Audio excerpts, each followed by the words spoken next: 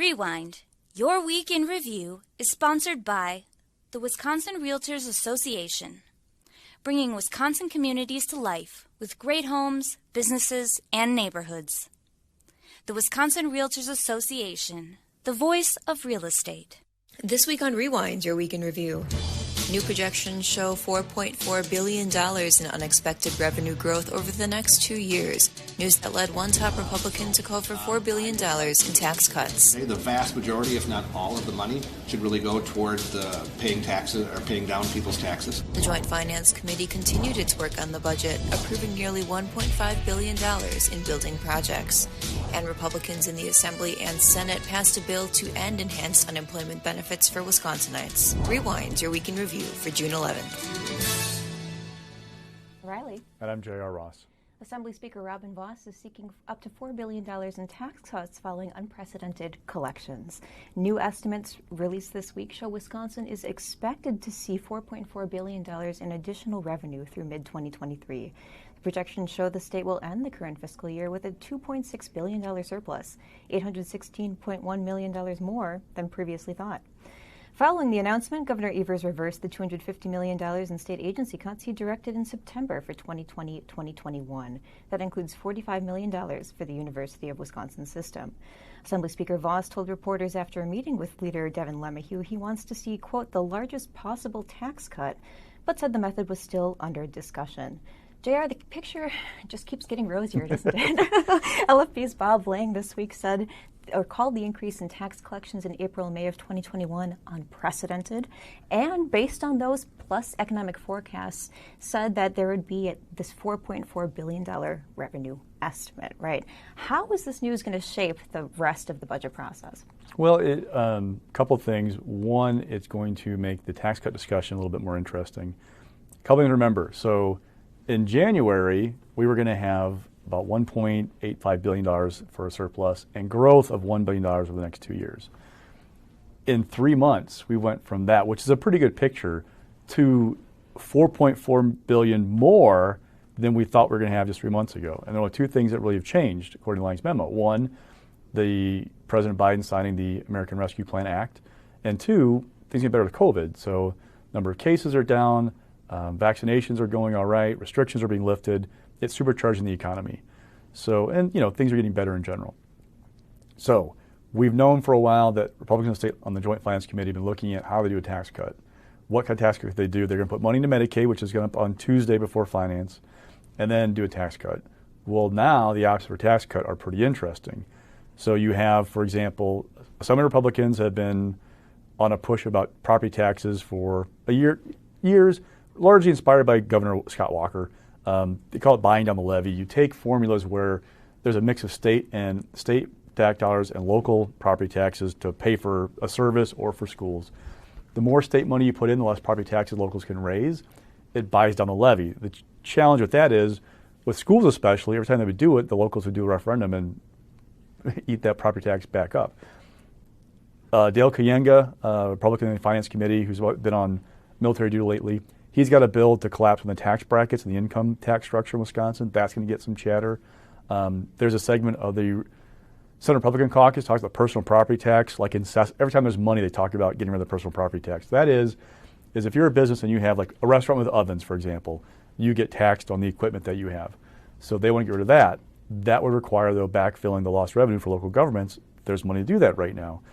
Then you're going to have people in the Republican caucuses who worry about structural deficit, which is basically when you make a commitment into future years that exceeds what you have in current revenue, right? So the more money you keep on hand in the general fund, the less the structural deficit is. Rob Coles, for example, in Green Bay, the Republican senator, he's always talked about structural deficits. So you're going to have all the competing interests coming to a head by Thursday. Now, we hope by Thursday, not by Friday morning, but sometime Thursday we hope to see what the tax package could be. And I've talked to the Republicans are going to work all weekend on trying to figure out a deal. So it may not be that bad, but we're at crunch time. And so it's going to be a question of who's going to blink. If there's a standoff, who's going to blink? Another thing to keep in mind, there is this thing out there about the maintenance of effort with the federal money for schools, right? So it's $2.2 billion and change through the last two federal COVID packages. To meet that get that money, you have to put a maintenance of effort, which basically means you maintain spending of your general purpose revenue at the same level, same share of your overall spending as it was these previous years. Yesterday, Bob Lang, the director of Fiscal Bureau, said it would be $430 million more in general purpose revenue to schools than what we were at previously. That price tag goes up if they spend more GPR on Medicaid on Tuesday. However, there's a little silver lining here for Republicans. You can drive down property taxes by putting more money into schools through the formula by not raising the cap on how much you can spend per kid. So again, those formulas, there's a cap when you spend per student in Wisconsin based on state revenue and property taxes. The more state revenue you get as a district, the less you can raise in property taxes. You could, in theory, drive a bunch of GPR in that formula, lower property taxes, meet the maintenance effort requirement, and make it harder for Governor Evers to veto that budget when it gets on his desk sometime end of June, early July. Yeah, I want to return back to this income tax discussion that you sort of opened the door to when you were talking about Quang, a member of the CPA caucus. Yes. Of course, we should know it. So he, a couple years ago, had pushed to sort of move Wisconsin gradually towards a flat income tax, I think of 3.95% by 2029 or something like that. Do you expect that discussion will continue to gather steam as we're looking at these revenue estimates and having this conversation? I haven't heard about a flat tax. It's been more about the Kianga bill that would collapse one of the brackets. And so when you do what the collapse of bracket is, you have income cutoffs, right? So you make X thousand dollars, everybody, doesn't matter if you make 100 grand or 10 grand, the first segment of your income is taxed at this level, and the next segment at this level, and then on. If you collapse a bracket, it helps everybody, but it's geared toward the lower income level. It kind of combats the argument about, it benefits the rich because it benefits everybody who's below that level of income. That seems like an easy way to do the income tax cut, but we'll see. There are 12 Republicans in that committee. There are 2 co-chairs, and there are also leaders that they report to. So they could have a lot of ideas between now and Thursday about what they want to do with that money. Right, and Quanga has touted that approach as a way to benefit the middle class, including in statements this week. So we'll see how that goes. I do want to mention sort of the history that we've had with tax cuts recently under divided government. So obviously there was a tax cut passed in the 2019-21 biennial budget. There's a year after that a $250 million income tax cut that Republicans floated and Evers vetoed. And then, of course, Evers has sought to end sort of the manufacturing portion of the man and egg tax credit, raise capital gains, things like that. Where do you think Evers is on, I guess, tax cuts more broadly? Is there some he's inclined to and others he's not inclined to support? Remember we talked last week about the governor saying that veto is on the table because this budget, the investment in education was paltry, an insult to students, right? His red lines have been Medicaid expansion and more money for schools. Well, if they put more money into schools in next week and they give him a big, massive tax cut, how does he say no when he's running for election next fall, knowing that they won't do another budget? I mean, that's been the line for Republicans is this is going to be our last final offer. Maybe the governor can call their bluff, say, I think they'll come back and do something else if they don't meet me halfway. He can go run against a do-nothing legislature that refuses to work with me, refuses to expand Medicaid, refuses to legalize medical marijuana or marijuana in general. I mean, there are ways he could pull it off if he's messaging it properly, but it gets awfully tough the more they put into schools, and the bigger the tax cut is to say no when you've got that re-election hanging out there next fall. So there's still I've asked people, they've been talking about will he veto, will he won't.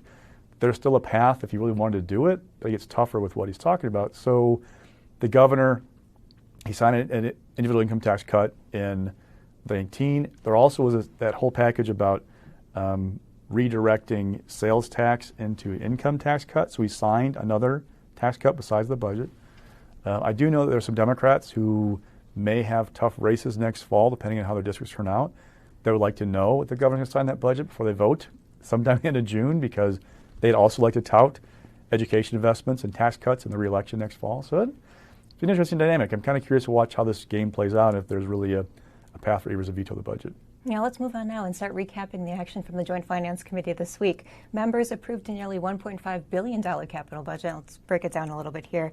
Passed 11-4 is some $810 million less than what Evers sought in his $2.4 billion request. That request also included $1.95 billion in new bonding. Of that $1.5 billion total, JFC approved nearly $629 million in building projects for UW System.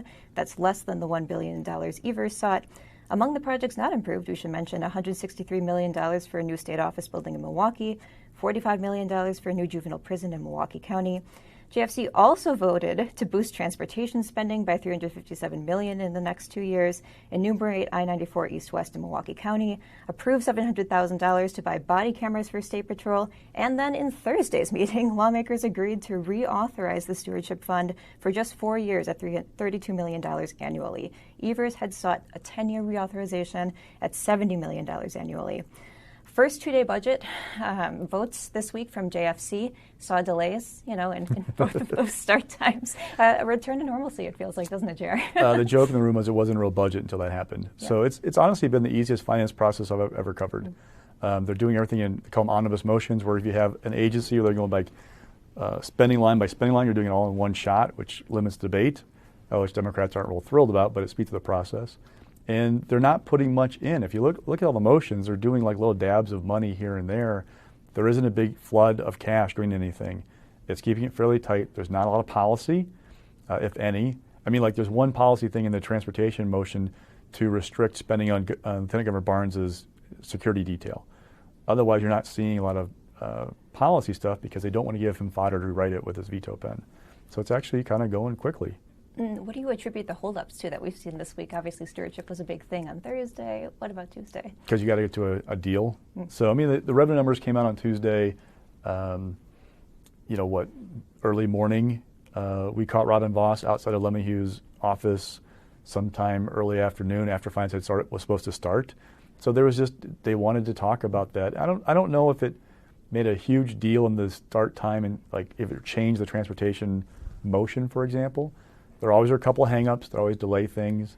But like yesterday with stewardship, they went into the day yesterday, from what I was told, on different wavelengths about stewardship, where they wanted how many years and how much money. So it happens, they're even though the same party, they're not always the same page of the party book. Absolutely right. And we're going to talk a little bit about the capital budget going in stocks, actually, with the Lincoln Hill stuff. So I'll save my commentary for that part of it. But actually, let's transition now. Let's hear from Senator Howard Marklein, the JFC co-chair, and Representative Evan Goyke on that capital budget. On this list, there are a lot of things that are not real sexy. Facility maintenance, utility repairs, preventative maintenance, capital equipment acquisition, energy conservation, et cetera. Not sexy stuff, but things that need to get done. And we're making a significant investment in those kinds of maintenance things. I've always said you need to take care of what you have first before you build new. Again, I think this is it's a good capital projects budget. It's a responsible capital projects budget, and it's got my support. If you look at how to modernize and how to improve our juvenile justice system, there's really three legs to the stool. There's a mental health facility component, a local government component, and a state DOC component. And yet we cannot get the majority party to fund the damn thing. That's the last step that's left. It's not that difficult. And why would we move forward with Mendota and the county funding if you weren't willing to do the final piece of it? I mean, why would you go forward doing that if you weren't willing to finish the thing? Assembly and Senate Republicans voted to end federal unemployment benefits this week. Both chambers signed off on a GOP bill to end Wisconsin's participation in federal programs to pay individuals an extra $300 per week in unemployment benefits. The payments come on top of the state's maximum weekly amount of $370. Evers told the Journal Sentinel he, quote, can't imagine he'll sign it. Senators also approved a bill to ban police from using chokeholds except in self-defense or life-threatening situations, and they advanced legislation to overhaul policies on absentee ballots and indefinitely confined voters. In the Assembly, lawmakers okayed a bill that would ensure federal law changes to restrict gun use couldn't be enforced in Wisconsin. Let's jump back, though, JR, to these election bills. There was a little bit of interesting, I guess, developments on the Senate floor. SB 204 was ultimately passed, right? Senator Kathy Bernier, a former clerk, and Senator Rob Coles were the two Republicans to join all of their Democratic colleagues in voting against it.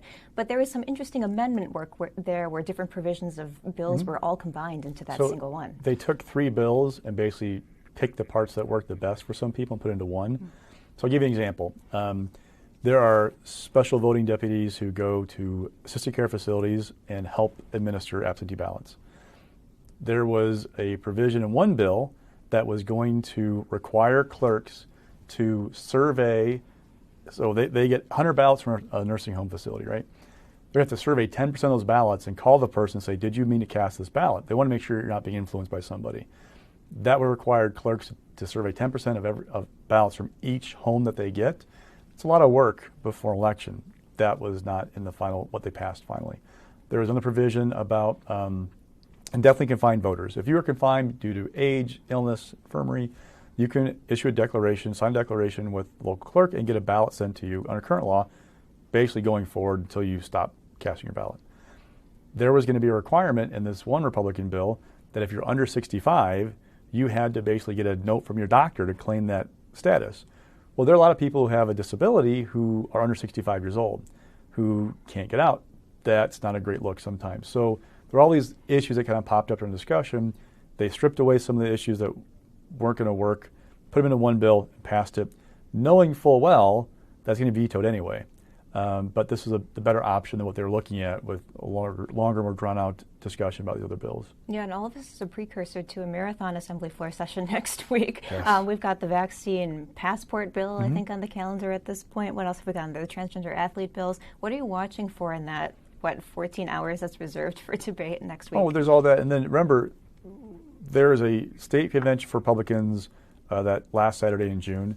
They want to knock out a lot of these bills for the good convention. They want to show we're doing these things because you're concerned about them.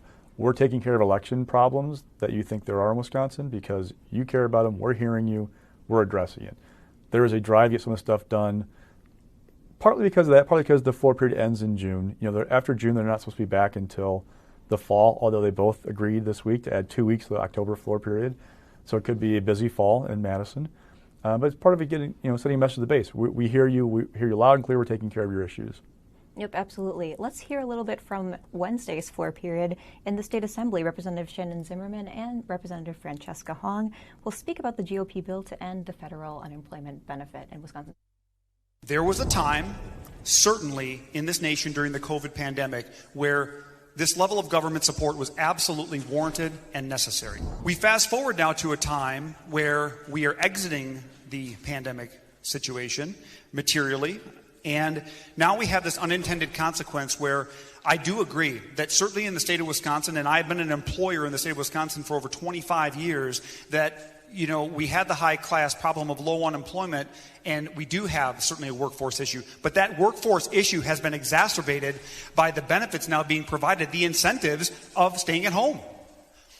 I see it in the hospitality industry, we see it in the healthcare industry, manufacturing, across the board. Our employers are begging for help. We do have a workforce crisis, as was previously noted. The very people that the government is trying to help, they're about to hurt, and here's why. You run up the debt this high, inflation's going to go up. Those very people will have spent their stimulus checks, and now prices for milk and for food and for everything else is higher. They will be harmed dramatically.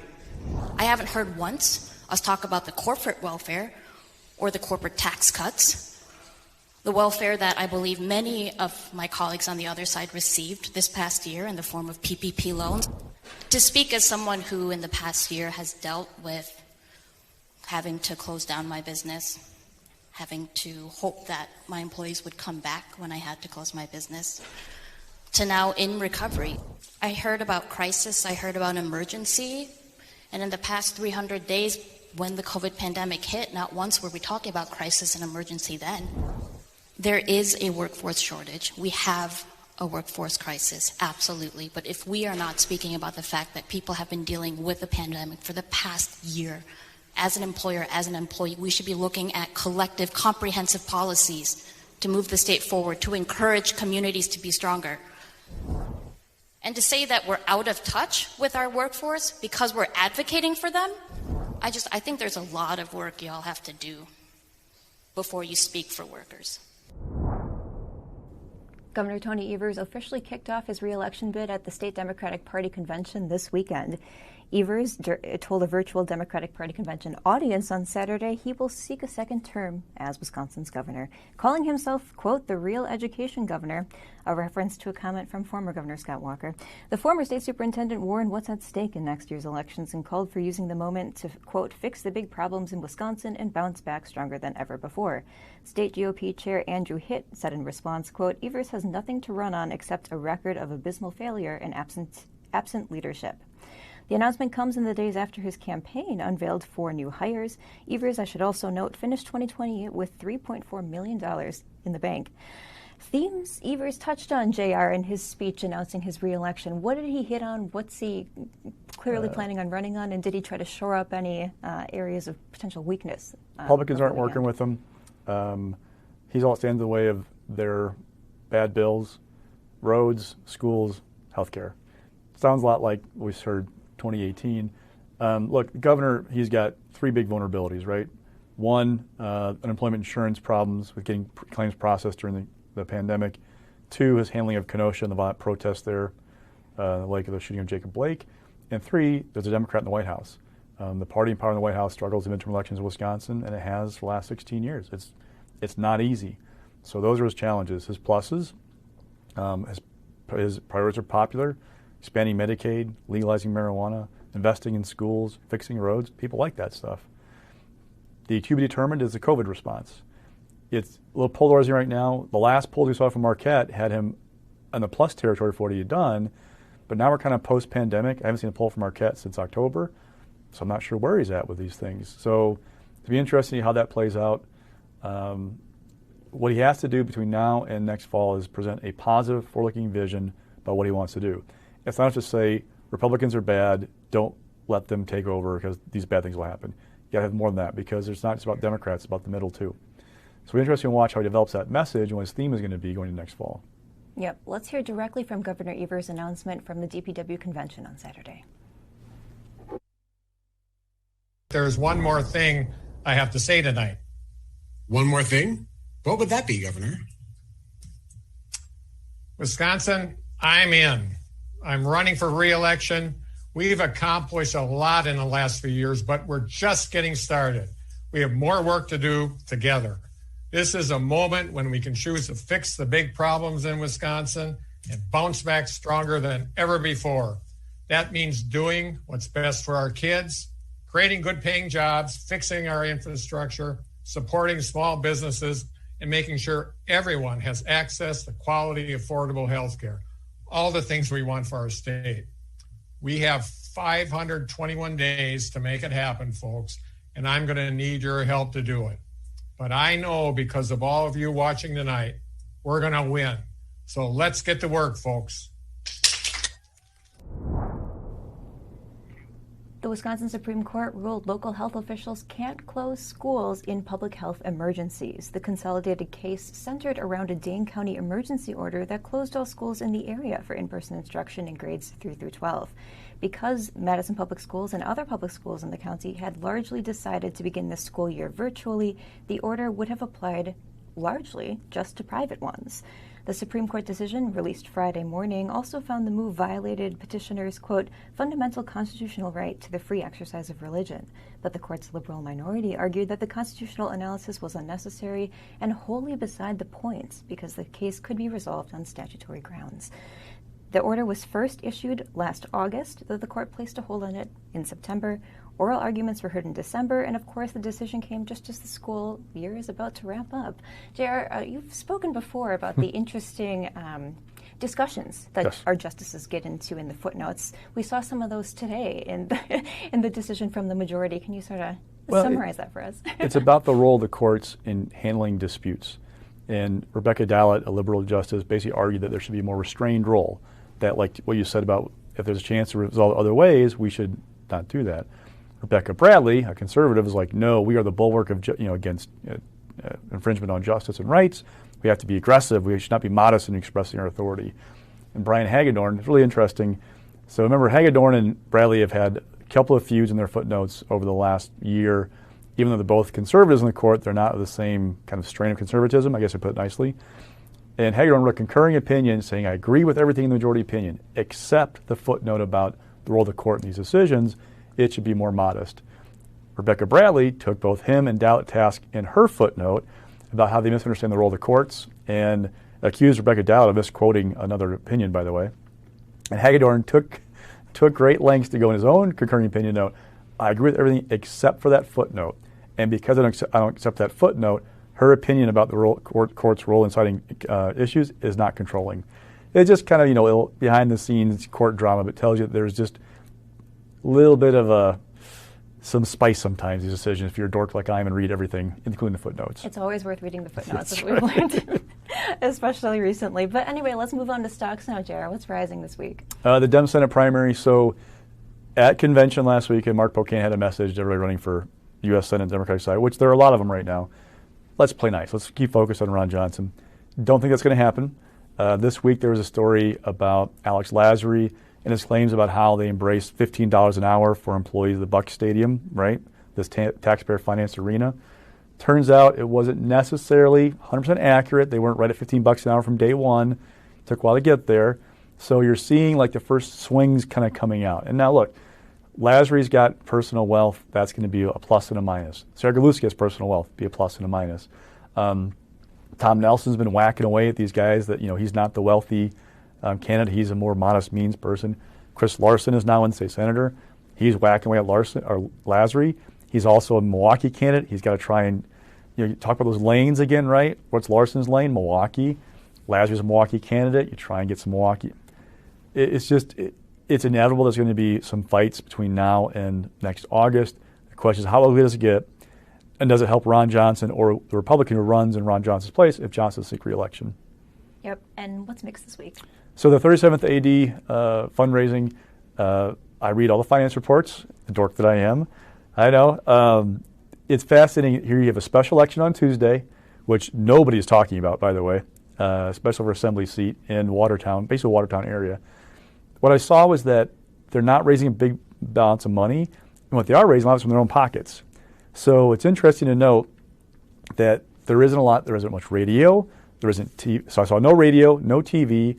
I saw some mail and some billboards, but there's not a lot of attention. The question becomes, how do you win that primary, a low turnout election on Tuesday with nothing else on the ballot?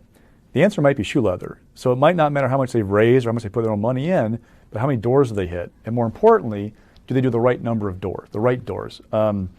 There are certain voters who turn out every election. I'm one of them, although I don't vote for either party most of the time and write my wife in for governor and president. That's besides the point. But there's some voters who turn out every election, right? Those Republicans you want to target. You know they're going to turn out on Tuesday. How do you find them? How do you reach them? How do you get them out? Those are the challenges for these guys to try and figure out between now and Tuesday, because that could go along with determining who's going to win that primary and be heavily favored to win that seat in July. Absolutely. And what's falling this week, JR? So Lincoln Hills, look, 3 years ago, Republicans couldn't move fast enough to close Lincoln Hills. It was a problem for Scott Walker in his re-election bid. There were all these bad headlines about what's going on up there with the youth who are incarcerated there, all kinds of incidents with staff. Fast forward to now, and they pass up doing $45 million to build this new youth facility in Milwaukee, do $4 million to study it and plan it, and don't enumerate it. Enumerating it means you can actually go ahead with the project. Without enumeration, you can't do it. Now, there are a couple of things going on. One, the attention's kind of faded. It's not where it was before. Two, there's a different governor. So it's now Evers' problem, not Walker's problem. So there's some cynics in the Capitol who think that this is a little bit of a political thing where they're saying, hey, we're not feeling pressure. It's Evers to deal with. We're not going to be in a rush. And three, Republicans who care about it, and there's some who care deeply about this, there aren't great numbers because they're usually in that area or they care deeply about prison policy. That's not a majority of the Republican caucuses. So the drive has gone away. Now, there's always a possibility to pass a different bill to get it done. But this is a piece of the three-pronged approach to replacing Lincoln Hills and Copper Lake. Number one, you have to have a new Type 1 facility basically house the worst offenders. This is the Milwaukee one. Two, you expand Mendota, which is a juvenile facility and an adult facility, but capable of treating people who have mental health problems. Once that expansion goes forward, and they've approved in the joint finance version of the budget so far, for the first time in Wisconsin, we can treat female inmates who have mental health orders who are minors. That's huge. Third is the county-run facilities to house medium-level offenders, okay? Right now we only have one going forward, Racine County.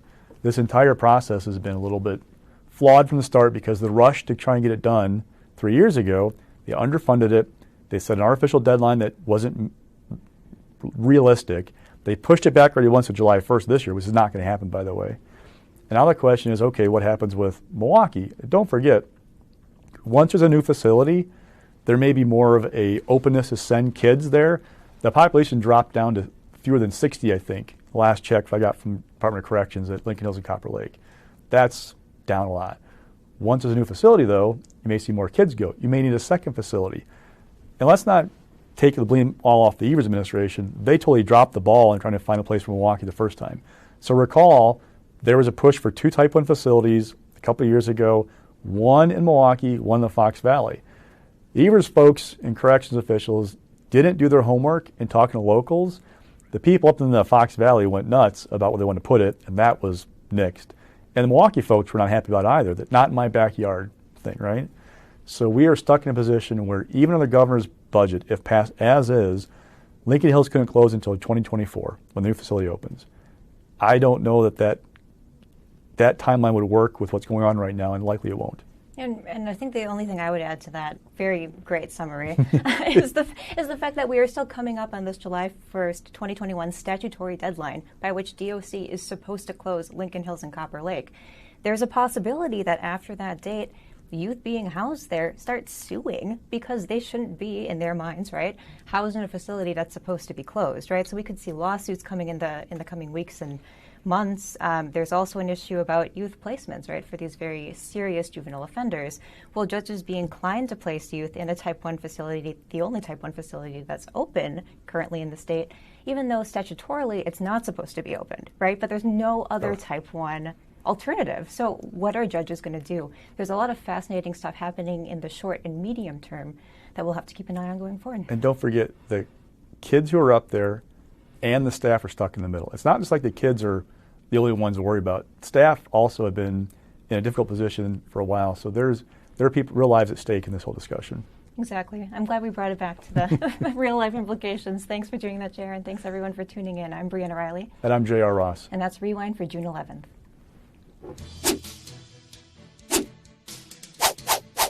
Rewind, your week in review, is sponsored by the Wisconsin Realtors Association, bringing Wisconsin communities to life with great homes, businesses, and neighborhoods.